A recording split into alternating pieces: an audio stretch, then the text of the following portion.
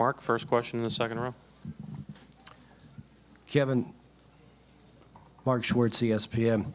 I've been in these press conferences for a few weeks with you since the Houston series, and people keep asking you the question about Game 3 last year in the finals. Is it the defining moment of your career? And, you know, you've said repeatedly that it's not. What does it say to all those people who are asking you about last year when you basically repeat the same thing in this situation? And did it feel similar? It's just a different game, different season. I mean, different feel. You know, it's just a different vibe around the team and around just everything's just different. But I'm not done playing basketball yet, so I don't really look at these as defining moments. I don't want to downplay anything, but I don't want to act like this is the end of the road, you know. So just get back to work tomorrow and, you know, figure out a better game plan. I thought we did some things tonight that we need to correct if we want to win the next game. So, I mean, I'm just really just trying to come in and be the best teammate player I can be until, you know, this thing is over. So, you know, I just got to stay locked in. Back right. Kevin, Reed Forgrave with CBSSports.com, right here. Given the stakes of this game, given the fact that the Cavs came out so strong, how much was it on your mind, and given the fact that your teammates were struggling, how much was it on your mind that so much of this game was on your shoulders? I didn't think about it at all. I just tried to play hard defense, try to rebound as best as I could, and if my shots were there, just take them patiently and with poise. And you know, I found some good spots, and my teammates did a great job of setting screens for me, setting me up. You know, coach did a great job of calling plays for me, and I just tried to come through and be aggressive just to do something, you know. So, you know, but my main concern was defensive effort and intensity and rebounding. Chris, standing on the left. Chris Haynes, ESPN. Kev, you told me that when it comes to the big three in the fourth quarter, you felt like Steph's three was the biggest one. Why would you say that? I just felt like, especially the way he was missing shots tonight. He was struggling to shoot the ball, and the confidence that he had to pull that one up. And it's just the momentum of the game kind of just turned in our favor at that point. And I know they hit a three coming back down afterwards, but they took like 3 or 4 shots to get one. So I felt like they were searching for a three, but I think we were just, you know, we stayed poised through it all. We made good plays. Then Andre came down and hit a dunk, and that momentum came down and got a nice dunk. But that momentum started when, you know, we got to stop first, and when Steph came down and took that three, no conscience, no matter how many shots that he missed. So, you know, that's what I love about him. And the starters as a whole were struggling offensively. Did you know during the game that you would have to try to keep this pace up offensively to keep you guys in it?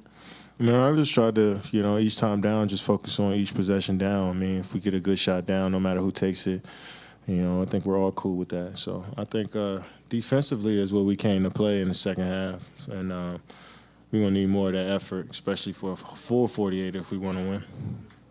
Ann, over here in the third row.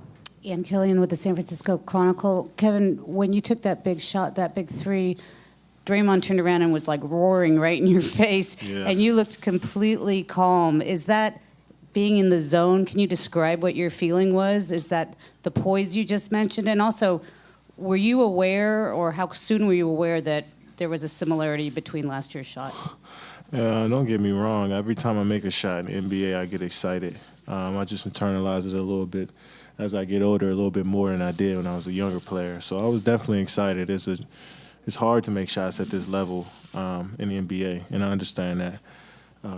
But at the same time, I knew the game wasn't over. I seen some crazy stuff happen playing in my years of playing basketball, not just in the NBA, but just overall. So we were up 6 with 25 seconds to go, I think, or, you know, so anything can happen, man. So, you know, I just tried to make sure that we came out and, you know, didn't foul a three-point shooter or didn't give up a wide-open three or got too excited about that play. I just tried to just stay in the zone of trying to win the game, and we'll figure everything else out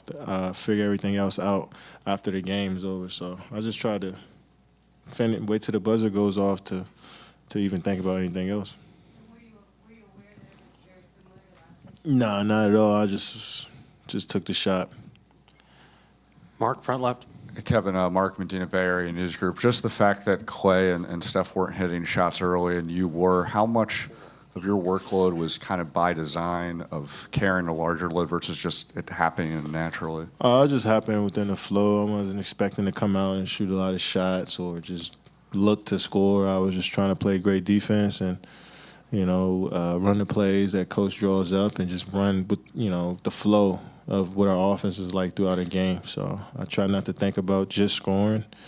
But, we struggled to shoot the ball early on, and I felt like I had some good looks. And, I just started asking for more of them, and, I was able to knock down some shots for us. Third row on the left side. Dan Feldman, NBC Sports. What did it mean to you, the enthusiasm Steph showed on a lot of your shots, especially because of the night he was having? I just love that support from my teammates, and I think we all just support each other with a real childlike approach to the game, and that's rare in the NBA because we're all professionals, we're all grown men. But I think having guys that just get so excited about, a good play, a good block, or a good rotation, or a good shot, or a dagger shot, I think everybody gets excited for the small parts of the game, and Steph is one of those guys that just brings that joy. And that's what the Warriors is all about. It's just us having some fun out there, but also being, poised and all those good words. Tom and Anthony, last two questions back left. Tom Reed, The Athletic. Kevin, as well as they played in the first half, I think they were up by like 13 with 4 minutes left in the half. How important was that spurt just to get to halftime down 6? You hit a few big key shots, and your team got it to 6. Yeah, we just we didn't want to panic and let them push the lead from 12 to 16, 17 going into the half. So we knew that they were knocking down shots, and we knew that we had some breakdowns that we can correct.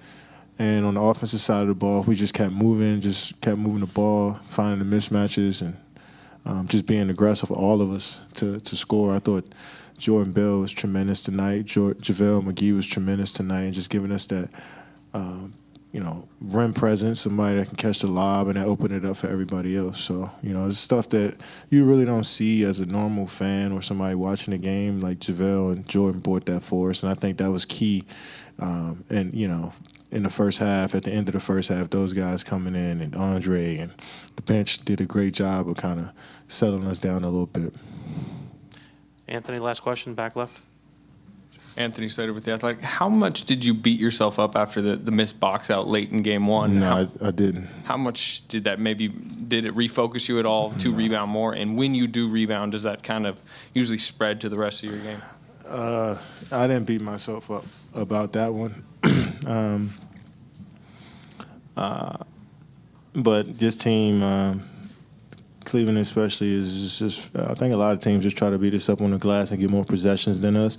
And after game one, I had 9 rebounds, but they were just like a soft 9 rebounds, just ball falling in my hand, or I'm just in the right spot, or uncontested rebounds. So I knew coming in that should be my focus because these guys are so great at getting extra possessions for their team. So, Draymond and JaVale and D. West, the bigs, they do a good job of boxing out. So I want to just come in there, help out as much as I can, and help us, kind of push the break if we get a rebound. Thank you, Kevin.